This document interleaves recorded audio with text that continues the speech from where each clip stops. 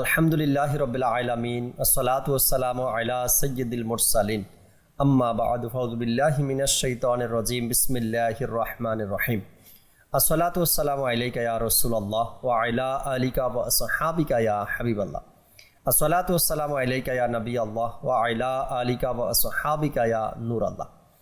মাদানী চ্যানেলের দর্শক শ্রোতা, ঐতিহাসিক কোরবানি অনুষ্ঠানে আরও একবার আপনাদেরকে স্বাগত জানাচ্ছি। এই অনুষ্ঠানে আমরা কোরবানি সম্পর্কিত পুরানো কিছু তথ্য, পুরনো দিনের কিছু তথ্য, ইসলামের শুরু থেকে নিয়ে যে সকল মহান ব্যক্তিরা কোরবানি সম্পর্কিত তাদের যে বিশেষ ঘটনাগুলো কিতাবাদির মধ্যে রয়েছে তাই তুলে ধরার চেষ্টা করছি। আজকে ইনশাআল্লাহ তাআলা চমৎকার এক বিষয় নিয়েছে আলোচনা করার জন্য। আল্লাহ চাই ইনশাআল্লাহ তাআলা অনেক কিছু জানার আছে, শেখার আছে আমাদের। আল্লাহ রসুল সাল্লাল্লাহু আলাইহি সাল্লামের আলিশান ফরমান, যে ব্যক্তি 50 বার করে দৈনিক দুরূদ শরীফ পাঠ করবে, কিয়ামতের দিন আমি তার সাথে মুসাফা করব। সাল্লু আলাল হাবিব সাল্লাল্লাহু তাআলা আলা মুহাম্মদ সাল্লাল্লাহু তাআলা আলাইহি ওয়াসাল্লাম। দর্শক শ্রোতা, কোরবানির যে নিয়ম বা নীতি বা প্রথা বা ইসলামের যে হুকুম আহকামগুলো, বিশেষ করে ইব্রাহিম আলাইহিস সালাতু ওয়াসসালাম এবং ইসমাইল আলাইহিস সালাতু ওয়াসসালামের নাম মোবারক যখন আমাদের সামনে আসে, তাদের নাম শুনতেই কোরবানির দিকে আমাদের অন্তর ধাবিত হয়। যাহা কোরবানির এই ইতিহাস তো তাদের থেকে আমরা পেয়েছি। যদিও বা ইব্রাহিম আলাইহিস সালাতু ওয়াসসালামের শরীয়তের হুকুম ভিন্ন ছিল, আর আমাদের নবী সাল্লাল্লাহু আলাইহি সাল্লামের শরীয়তও ভিন্ন। দিনের বা যুগের পরিবর্তনে নবী আলাইহিস সালাতু ওয়াসসালামের ধারাবাহিকতায় এক একজনের এক এক রকমের শরীয়ত ছিল। তো ইব্রাহিম আলাইহিস সালাতু ওয়াসসালামের যে ইতিহাস বা কোরবানির ঘটনা, চমৎকার ইতিহাস কোরআনে পাকের মধ্যে এসেছে। আল্লাহ রসুল সাল্লাল্লাহু তাআলা আলাইহি ওয়াসাল্লাম কিছু কথা হাদিসে মোবারকার মধ্যেও ইরশাদ করেছেন। আমরা আজকের পর্বে ইনশাআল্লাহ তাআলা ইসমাইল আলাইহিস সালাতু ওয়াসসালামের আম্মা জান হাজেরা রাদিয়াল্লাহু তাআলা আনহা, আচ্ছা ইব্রাহিম আলাইহিস সালাতু ওয়াসসালামের পূর্বে অর্থাৎ হাজেরা রাদিয়াল্লাহু তাআলা আনহার পূর্বে তার ঘরে যে স্ত্রী ছিল, মোবারক মহিলা ছিলেন, তার ব্যাপারেও কিছু জানার চেষ্টা করব। ইসমাইল আলাইহিস সালাতু ওয়াসসালাম এর জন্য দোয়া করেছেন আল্লাহ তাআলার দরবারে, এইসব তথ্য আজ আমরা জানার চেষ্টা করব। কেননা এই ঘটনাটিও, এই সকল কথাগুলোও কোরবানির সাথে সম্পর্কিত। কোরবানির ইতিহাস ইব্রাহিম আলাইহিস সালাতু ওয়াসসালাম থেকে এবং তার সাথে এই ঘটনার সম্পর্কিত। একজন রমণী ছিলেন, ইব্রাহিম আলাইহিস সালাতু ওয়াসসালামের একজন সম্মানিতা স্ত্রী ছিলেন, যার নাম সারা রাদিয়াল্লাহু তাআলা আনহা।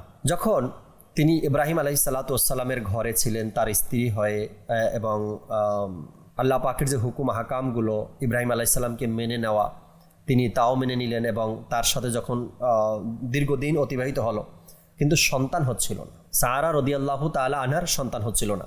আমাদের বাংলাদেশে বা স্বাভাবিকভাবে মানুষ এই সকল নারীদেরকে বন্দা বলে, অর্থাৎ সন্তান যাদেরকে না হয়। তো বন্দাত্বের কারণে সন্তান লাভের নেয়ামত থেকে তিনি বঞ্চিত ছিলেন। সারা রাদিয়াল্লাহু তাআলা আনহা অর্থাৎ হাজেরা রাদিয়াল্লাহু তাআলা আনহাকে বিয়ে করার পূর্বের কথা এগুলো। ইব্রাহিম আলাইহিস সালাতু ওয়াসসালামের সম্মানিতা স্ত্রী ছিলেন তিনি সন্তান লাভের নেয়ামত থেকে বঞ্চিত ছিলেন। আচ্ছা, বঞ্চিত হয়তো এটা আল্লাহ তাবারক ওয়া তাআলার দেয়া এক পরীক্ষা, অথবা তারপরে হাজেরা রাদিয়াল্লাহু তাআলা আনহাকে বিয়ে করবেন এবং সে ঘরে এরকমের মকবুল একজন নবী আসবেন, ইসমাইল আলাইহিস সালাতু ওয়াসসালাম আসবেন, এটা হয়তো সেই নিদর্শনেরই কিছু অংশ। যখন সারা রাদিয়াল্লাহু তাআলা আনহা মা হওয়ার ক্ষমতা হারালেন, অর্থাৎ সন্তান লাভের নেয়ামত থেকে তিনি বঞ্চিত হলেন, তাই তিনি হজরত ইব্রাহিম আলাইহিস সালাতু ওয়াসসালামকে হজরত হাজেরা রাদিয়াল্লাহু তাআলা আনহা প্রদান করলেন এবং আরজ করলেন, হয়তো আল্লাহ তাআলা তার মাধ্যমে আপনাকে সন্তান লাভের নেয়ামত দান করবেন। সারা রাদিয়াল্লাহু তাআলা আনহা হাজেরা রাদিয়াল্লাহু তাআলা আনহাকে ইব্রাহিম আলাইহিস সালাতু ওয়াসসালামকে প্রদান করলেন, অর্থাৎ আগের যে সম্মানিতা স্ত্রী ছিলেন তিনি হাজেরা রাদিয়াল্লাহু তাআলা আনহাকে নিয়ে আসলেন এবং ইব্রাহিম আলাইহিস সালাতু ওয়াসসালামকে প্রদান করলেন এবং বললেন, হয়তো আল্লাহ তাআলা তার মাধ্যমে আপনাকে সন্তান লাভের নেয়ামত দ্বারা ধন্য করবেন। ইব্রাহিম আলাইহিস সালাতু ওয়াসসালাম তার সাথে বিবাহ বন্ধনে আবদ্ধ হলেন। যখন ইব্রাহিম আলাইহিস সালাতু ওয়াসসালাম তার সাথে বিবাহ বন্ধনে আবদ্ধ হলেন বা বিয়ে হয়ে গেলেন, হজরত ইব্রাহিম আলাইহিস সালাতু ওয়াসসালাম যখন পবিত্র ভূমি সিরিয়া পৌঁছালেন তখন তার কোনো সন্তান ছিলেন না, অর্থাৎ সারা রাদিয়াল্লাহু তাআলা আনহার কথা বলছি এখানে। ফলে তিনি আল্লাহর দরবারে দোয়াও করতে লাগলেন, হে আমার প্রতিপালক, আমাকে এমন নেক সন্তান দান করুন যে দিন ও হকের দাওয়াত প্রদানে এবং আপনার ইবাদতে আমার সাহায্যকারী হবে এবং যার মাধ্যমে আমি মানসিক প্রশান্তি লাভ করব। পবিত্র কোরআনে ইরশাদ করা হয়েছে, অনুবাদ, হে আমার প্রতিপালক, আমাকে নেক সন্তান দান করুন। সূরা সাফফাত আয়াত নম্বর 100। ইব্রাহিম আলাইহিসসালাম এই দোয়া মোবারক তিনি পাঠ করতেন। কি দোয়া? রব্বি হাবলি মিনাস সলেহিন। আল্লাহ তাআলার দরবার দোয়া করতেন, হে আমার মাওলা, হে আমার প্রতিপালক, আমাকে নেক সন্তান দান করুন। এ থেকে বোঝা গেল যে নেক সন্তানের জন্য দোয়া করা সুন্নতে ইব্রাহিমী। আজকাল কিন্তু আমরা যারা বাবা হওয়ার স্বপ্ন দেখি, মা হওয়ার স্বপ্ন দেখি, আমরাও কিন্তু এই মোবারক দোয়া পাঠ করতে পারি নেককার সন্তানের জন্য। আর নেককার সন্তানের জন্য আল্লাহ পাকের দরবারে দোয়া করা এটা ইব্রাহিম আলাইহিসসালামের সুন্নতে মোবারক। সুতরাং যখনই সন্তান লাভের জন্য দোয়া করবেন তখন যেন তা নেককার সন্তানের জন্যই দোয়া করা হয়, নেককার সন্তানই যেন চাই আমরা।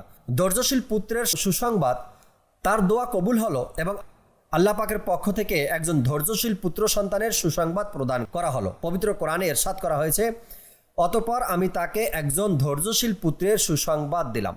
এটা সূরা সাফফাতের 101 নম্বর আয়াতে। উপরোক্ত আয়াতে 3টি সুসংবাদ নিহিত রয়েছে। নাম্বার 1, আপনার যে সন্তান হবে সে পুত্র সন্তান হবে। নাম্বার 2, সে প্রাপ্তবয়স্ক হওয়া পর্যন্ত জীবিত থাকবে। নাম্বার 3, সে বুদ্ধিমান ও ধৈর্যশীল হবে। এছাড়াও এই আয়াত থেকে এটাও বোঝা গেল যে আল্লাহ তাআলার মকবুল বান্দাদের 5টি বিশেষ জ্ঞান প্রদান করা হয়, কারণ পুত্র সন্তান জন্মের পূর্বেই তার খবর দিয়ে দেওয়া ইলমে গায়েব, বরং এটি সেই 5টি বিশেষ জ্ঞানের অন্তর্ভুক্ত যা একমাত্র আল্লাহর কাছে থাকার বিষয়টি বিশেষভাবে কোরআনে পাকের মধ্যে উল্লেখ করা হয়েছে। যেমন আল্লাহ তাআলা ইরশাদ করেছেন, নিশ্চয়ই আল্লাহর নিকট কিয়ামতের জ্ঞান রয়েছে, তিনি বৃষ্টি বর্ষণ করেন এবং তিনি জানেন যা মাতৃগর্ভে রয়েছে, আর কেউ জানে না আগামীকাল কি উপার্জন করবে এবং কেউ জানে না কোন ভূমিতে তার মৃত্যু হবে।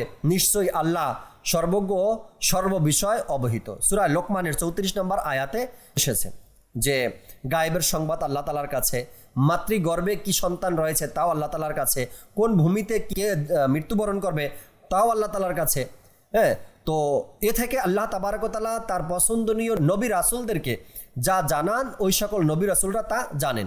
এখানে হাজরা রাদিয়াল্লাহু তাআলা আনহাকে বিয়ের পর তিনি সেই নেককার সন্তানের সুসংবাদ আল্লাহ তাআলার পক্ষ থেকে পেয়ে গেলেন। আল্লাহ তাবারক ওয়া তাআলা হাজরা রাদিয়াল্লাহু তাআলা আনহার গর্ভে আপনাকে একটি পুত্র সন্তান দান করলেন, অর্থাৎ ইব্রাহিম আলাইহিসসালামকে একজন পুত্র সন্তান দান করলেন, যার নাম রাখা হলো ইসমাঈল।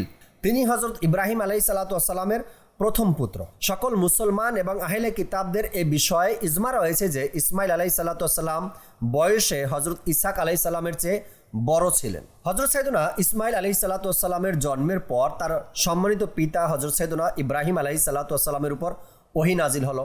এই ধীরে ধীরে কোরবানির কিছু আলামত বা নিদর্শন শুরু হলো ইব্রাহিম আলাইহিসসালামের জীবনে।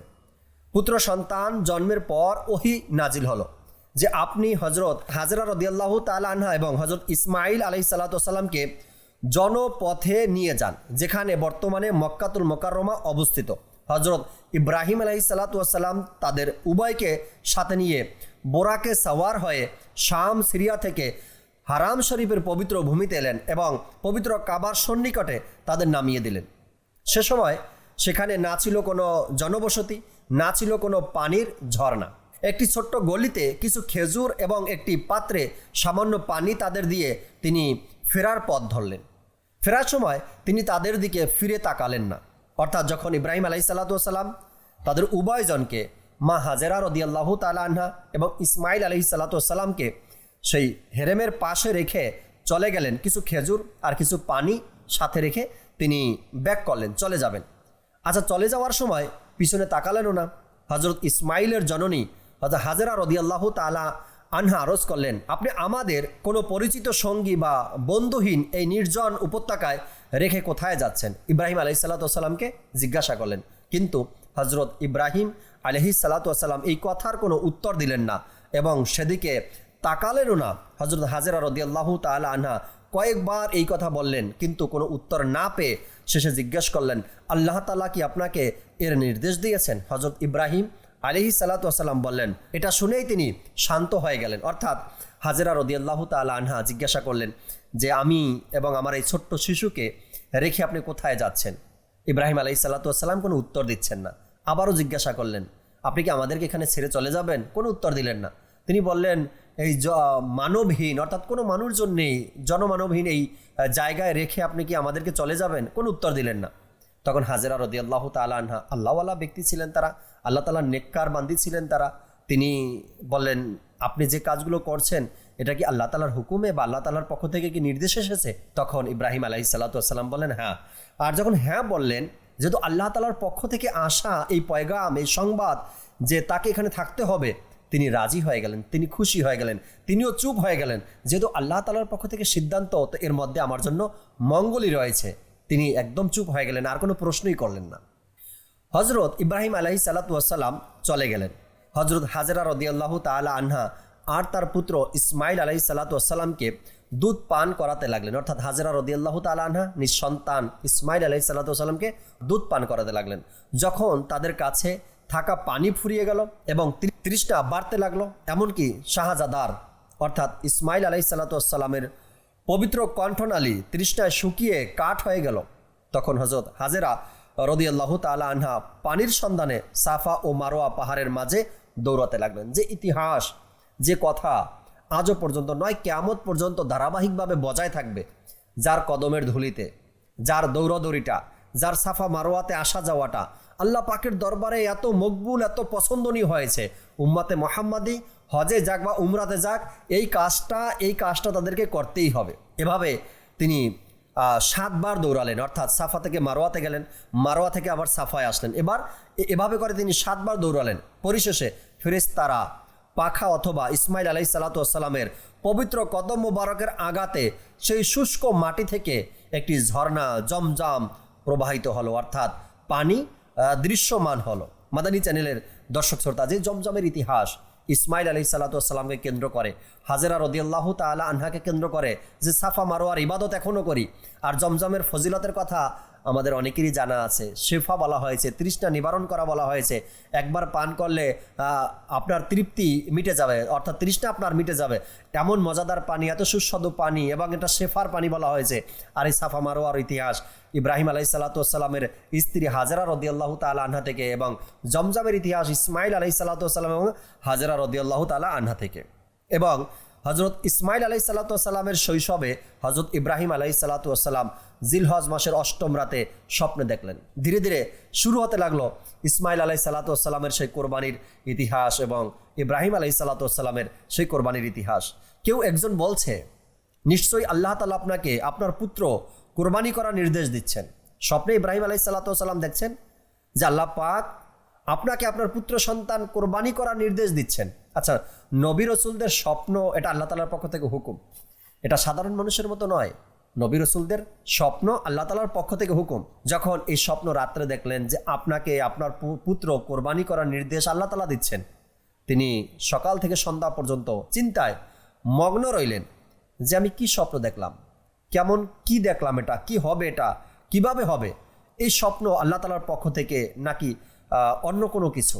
ভাবতেছেন, আমি যে স্বপ্নটা দেখলাম এটা কি আল্লাহ তাআলার পক্ষ থেকে, নাকি আমার চিন্তা চেতনা থেকে, আমার কল্পনা থেকে, আমার ভাবা থেকে, এটা কি ছিল? এ কারণেই 8ই জিলহজকে ইয়াউমুত তারবিয়া বলা হয়, চিন্তা ভাবনার দিন বলা হয়, ইয়াউমুত তারবিয়া। 9ম রাতে তিনি আবারও একই স্বপ্ন দেখলেন যে আপনাকে আপনার পুত্র সন্তান কোরবানি করার কথা আল্লাহ বলেছেন। যখন 9ম রাতে তিনি আবারও একই স্বপ্ন দেখলেন এবং সকালে চিন্তিত হলেন যে এই নির্দেশ আল্লাহ পাকের পক্ষ থেকেই হবে। এ কারণে 9 জিলহজকে ইয়মে আরাফা, পরিচয় বা জানার দিন বলা হয়। 10ম রাতে আবারও একই স্বপ্ন দেখার পর তিনি সকালে এই স্বপ্নের উপর আমল করার তথা পুত্র কোরবানির দৃঢ় সংকল্প করলেন। এ কারণেই 10 জিলহজকে ইয়ামুন নাহার, জবেহ করার দিন বলা হয়। দর্শক, এই যে 3টা দিন, 8 জিলহজ, 9 জিলহজ এবং 10 জিলহজ, ইব্রাহিম আলাইহিস সালাতু ওয়াস সালামের এই সুন্দর তরতরিকা। আজ হজে যাবেন আপনি, হজের মধ্যে এই 3 দিনকেই বিশেষত্ব, বিশেষ গুণাবলী এবং বিশেষ আমল, বিশেষ কাজ, হজের বিশেষ আয়োজন এই 3 দিনকে কেন্দ্র করেই 8 জিলহজ, 9 জিলহজ এবং 10 জিলহজ। 8 জিলহজ তিনি প্রথম স্বপ্নে দেখেন, 9 জিলহজ তিনি দ্বিতীয় দিন স্বপ্ন দেখেন এবং 10 জিলহজ তিনি এই সিদ্ধান্ত নিয়ে নেন যে আল্লাহ পাক যা হুকুম করেছেন আমি এটাই করব। প্রিয় ইসলামী ভাইরা, নিশ্চয় নবীগণের মাকাম ও মর্যাদা সমগ্র সৃষ্টির ঊর্ধ্বে, এতে কোনো সন্দেহ নেই। তাই তাদের উপর আশা পরীক্ষাসমূহ ছিল ততটাই কঠিন। কিন্তু উৎসর্গ হই এই পবিত্র সত্তাদের ধৈর্য ও অবিচলতার উপর তারা এই পথে আসা সকল দুঃখ, কষ্ট হাসি মুখে বরণ করেছেন এবং আল্লাহ তাআলার দরবারে সফল হয়ে সুউচ্চ মর্যাদা লাভ করেছেন। তাদের এই মহান ত্যাগ কিয়ামত পর্যন্ত মানুষের জন্য আলোকিত হয়ে থাকবে। মানুষ যুগে যুগে স্মরণ করতে থাকবে ইব্রাহিম আলাইহিসসালাতু ওয়াসসালাম এবং ইসমাইল আলাইহিসসালাতু ওয়াসসালামের সেই আত্মত্যাগ, সেই কোরবানি, সেই বিশেষ দিনকে আজও পর্যন্ত মানুষ ইবাদতে মশগুল থাকে ওই দিনগুলোতে। বর্ণিত ঘটনা থেকে আমরা জানতে পারি যে হজরত ইসমাইল আলাইহিসসালাতু ওয়াসসালাম আল্লাহ পাকের অত্যন্ত প্রিয় ও মনোনীত নবী ছিলেন। আল্লাহ পাক তাকে বিশেষ নেয়ামত ও সম্মানে ভূষিত করেছিলেন। এ কারণেই তার উপর আল্লাহ পাকের পক্ষ থেকে যত পরীক্ষাই এসেছে তিনি আল্লাহ তাআলার তৌফিকে তাতে অবিচল ছিলেন এবং স্বাচ্ছন্দ্যে সেই কোরবানির জন্য প্রস্তুত হয়ে গিয়েছিলেন, যার নির্দেশ আল্লাহ তার পিতাকে দিয়েছিলেন। ইসমাইল আলাইহিসসালাতু ওয়াসসালাম আল্লাহ পাকের কেমন প্রিয় একজন নবী ও রাসূল ছিলেন। আল্লাহ পাকের পক্ষ থেকে আসা প্রত্যেকটা কথা, প্রত্যেকটা হুকুমকে তিনি স্বাচ্ছন্দ্যে গ্রহণ করে নিয়েছেন এবং প্রত্যেকটা বিষয় তিনি নিজেকে ধৈর্যশীল হিসাবে পরিচয় দিয়েছেন। এই ঘটনা থেকে আরও জানা যায় যে ইব্রাহিম আলাইহিসসালাতু ওয়াসসালাম তার রবের কতই না অনুগত বান্দা ছিলেন।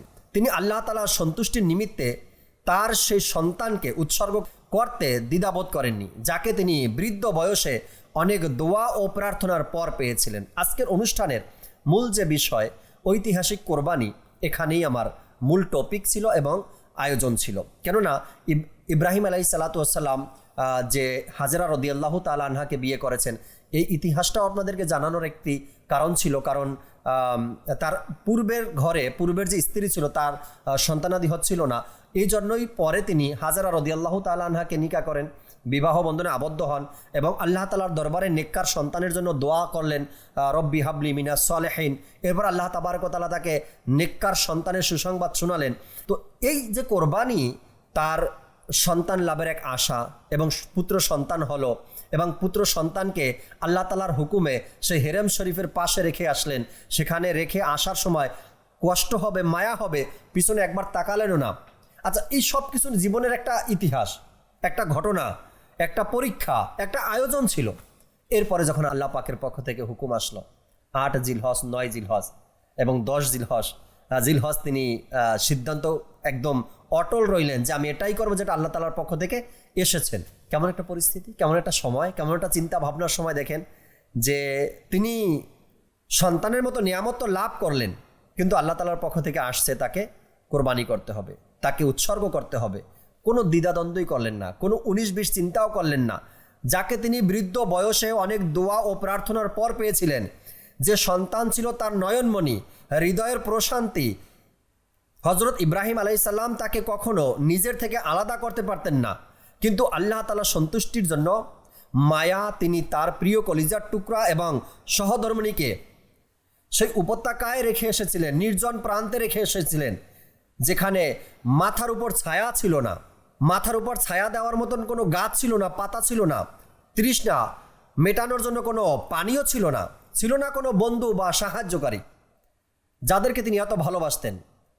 আমাদের মধ্যে কেউ হলে হয়তো কেবল কল্পনাতেই এটা অতিবাহিত করে দিত আর শোক এগুলো নিয়েই সময় অতিবাহিত করত, কিন্তু আল্লাহ পাকের সেই প্রিয় বান্দাগণ ইব্রাহিম আলাইহিসসালাতু ওয়াসসালামের কোরবানি দেখেন।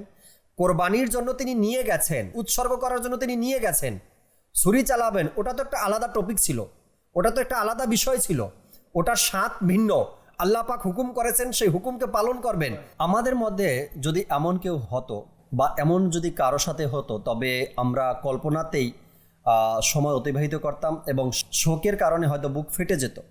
কিন্তু হজরত ইব্রাহিম আলাইহিসসালাতু ওয়াসসালামের আল্লাহ পাকের নির্দেশ শুনে চিন্তিতও হননি যে আল্লাহ কিভাবে হবে, এটা কিভাবে করব। এই শেষ বয়সে এসে আমি পুত্র সন্তান পেলাম এবং আমার এই কলিজার টুকরাকে কোরবানি করতে হবে, উৎসর্গ করে দিতে হবে। তিনি চিন্তিতও হননি, আল্লাহ পাকের হুকুম এসেছে, তিনি করবেন।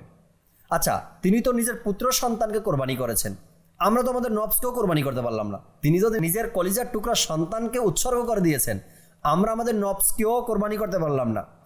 এখন কোরবানির দিন ঘনিয়ে আসছে প্রায়। ডাক্তার বলেন কতটুকু পরিমাণে গোস্ত আপনি খেতে পারবেন একদিনে। আপনি কি সেটা মানছেন কখনো? নফস বলছে সামনে আসছে, খাও। আল্লাহ তাআলা বানায় এমনও হয় কি প্রতিযোগিতা লেগে যায় গোস্ত খাওয়ার ব্যাপারে। আচ্ছা, এটা তো বাদই দিলাম। একদিকে কোরবানি করছি আমি নিজে, অপরদিকে আবার হারাম কাজের সাথে জড়িত আছি, অপরদিকে গুনাহের কাজের সাথে জড়িত আছি। তিনি আলাইহিস সালাতু ওয়াস সালাম নিঃসন্তানকে উৎসর্গ করছেন, আমার নিজের নফসের সাথে আমি পারছি না। আল্লাহ পাক হুকুম করছে তুমি কোরবানি করো আমার জন্য, আর আমরা কোরবানি করছি মানুষকে দেখানোর জন্য। আল্লাহ পাক বলছেন কোরবানি করার পরে সেই গোস্তটাকে উৎসর্গ করে দাও। আগের জমানা যেটা আমরা ইতিহাস শুনলাম, কোরবানি হতো, আসমান থেকে আগুন আসতো, যার কোরবানি কবুল হতো সেই গোস্ত নিয়ে যেত, উঠিয়ে নিয়ে যেত, আর যাটা কবুল হতো না জায়গায় থেকে যেত। আমাদের জমানায় তো এমন না, কবুল হলেও কেউ বলতে পারবে না, না হলেও কেউ বলতে পারছে না। কেননা আল্লাহ পাক আমার নবী সাল্লাল্লাহু আলাইহি সাল্লামের সাদকায় আমাদের এই গুনাহকে ঢেকে রেখেছেন, সাত্তারিয়াতের চাদর দ্বারা ঢেকে রেখেছেন। কিন্তু আমরা সেই নফসকে কোরবানি করতে পারিনি। বলা হয় কোরবানি আল্লাহর জন্য করতে হবে, সেখানে আমরা মানুষ দেখানোর জন্য করছি, গ্রামের মহল্লার মানুষকে দেখানোর জন্য করছি। বাস আল্লাহ পাক আমাদেরকে বোঝার তৌফিক দিক। আমরা যেই নিয়ত করি না কেন, কমপক্ষে সাচ্চা নিয়ত থাকা দরকার, পাক্কা নিয়ত থাকা দরকার, আল্লাহ তাআলার জন্য, রবের জন্য আমার কোরবানি হবে। আর আজকের এই ঐতিহাসিক যে বিষয়গুলো আপনাদের সামনে তুলে ধরলাম, যে প্রিয় বস্তুকে কোরবানি করার কথা আল্লাহ তাআলা ইব্রাহিম আলাইহিস সালামকে হুকুম করেছিলেন। আর প্রিয় বস্তু কি? তার সন্তান। তার কাছে ওই সময় তার সন্তানই ছিল। আল্লাহ পাকের বাধ্যগত হওয়া, আল্লাহ পাকের হুকুম হাকামগুলো মেনে নেওয়া, আল্লাহ পাকের আদেশগুলো পালন করা, ইব্রাহিম আলাইহিসসালাতু ওয়াসসালামের এই সুন্নতে মোবারকা যেন আমরা আঁকড়ে ধরতে পারি, যাতে করে কোরবানির নামে আমরা যেন গুনাহের মধ্যে লিপ্ত না হয়ে যাই, কোরবানির নামে আমরা যেন ধোকায় পড়ে না যাই, কোরবানির নামে আমরা যেন শরীয়ত বিরোধী কোনো কাজ না করি। অনেক সময় কোরবানি তো আমরা করছি, কোরবানি করার পরে আত্মীয় স্বজন যারা আছে সবাইকে দাওয়াত দিচ্ছি, একসাথে বসবো, খাবো আমরা। সেখানে ছেলে মেয়ে পুরুষ মহিলা সবাই একত্রিত হয়ে আয়োজন, আত্মীয় মেজবান সবাই একত্রিত হয়ে যায়। আচ্ছা, এখানে শরীয়তের হুকুম কোথায় গেল? কোরবানি আপনি করছেন, হয়তো আপনার উপর ওয়াজিব নিসাবে মাল সম্পদ আপনার আছে তাই আপনি কোরবানি করছেন, কিন্তু শরীয়তের হুকুম আপনি কিভাবে অমান্য করছেন? সব মিলেমিশে একাকার হয়ে গেছে, মহিলা পুরুষ নারী সব একসাথে খাবারের টেবিলে, ঘরে বাইরে সব একত্রিত, কিন্তু আপনাকে শরীয়তের হুকুম তো মানতে হবে। আপনি একটা ভালো কাজ করতে গিয়ে আপনি আরেকটা খারাপ কাজকে তো দাওয়াত দিতে পারেন না, একটা ভালো কাজ করতে গিয়ে আরেকটা হারাম কাজকে তো আপনি ওপেন করে দিতে পারেন না। এজন্য আমাদেরকে উচিত আমরা যতটুকু পারি ততটুকু করব, কিন্তু আল্লাহ তাআলার সন্তুষ্টির জন্য করব, শরীয়তের হুকুম মোতাবেক করব, এর বাহিরে যেন আমাদের না হয়। ইব্রাহিম আলাইহিসসালাতু ওয়াসসালাম এমন শিক্ষা আমাদের জন্য রেখে গিয়েছেন। ইব্রাহিম আলাইহিসসালাতু ওয়াসসালাম নিঃসন্তানকে কোরবানি করলেন, এবং কোরবানির জন্য তিনি তো আল্লাহ তাআলার পক্ষ থেকে যা ফয়সালা তিনি সেটাই মেনে নিলেন, এবং নিঃসন্তানকে কোথায় রেখে আসলেন? যেখানে কেউ নেই, দেখার কেউ নেই, সেখানে রেখে আসলেন। আমাদেরকে এত কিছু করতে হয় না, শুধু নফসের ধোকা থেকে বাঁচতে হয়, নফসকে কোরবানি করতে হয়, নফস যা বলে সেটার বিরোধিতা করতে হবে। নফস বলে যে মানুষ দেখাও, মানুষকে শোনাও, মানুষ জানুক তুমি কত লাখ টাকা দিয়ে গরু কিনছো, কয়টা গরু কিনছো, কিভাবে কোরবানি করছো। হ্যাঁ, আপনি এটা থেকে বিরত থাকেন, মানুষকে দেখানোর জন্য নয়, বাস আমি আমার রবকে খুশি করার জন্য এই কোরবানি করছি। আল্লাহ পাক আমাদেরকে ইব্রাহিম আলাইহিসসালাতু ওয়াসসালামের সেই উৎসর্গ, ইব্রাহিম আলাইহিসসালামের সেই কোরবানি থেকে শিক্ষা গ্রহণ করা, এবং নিজের কোরবানিও যেন আল্লাহ পাকের দরবারে কবুল হয়, তাই আল্লাহ তাআলার জন্য কোরবানি করা, আল্লাহ তাআলার জন্য খরচ করা, সেই তৌফিক আল্লাহ তাআলা আমাদেরকে দান করুক। আমিন বিজাহিন নবিল আমিন সাল্লাল্লাহু তাআলা আলাইহি ওয়াসাল্লাম। দর্শক শ্রোতা, আগামী পর্বে আবারও ইনশাআল্লাহ তাআলা নতুন একটি বিষয় নিয়ে আলোচনা করব। ততক্ষণ মাদানী চ্যানেলের সাথেই থাকুন। সাল্লু আলাল হাবিব সাল্লাল্লাহু তাআলা আলা মুহাম্মদ সাল্লাল্লাহু তাআলা আলাইহি ওয়াসাল্লাম।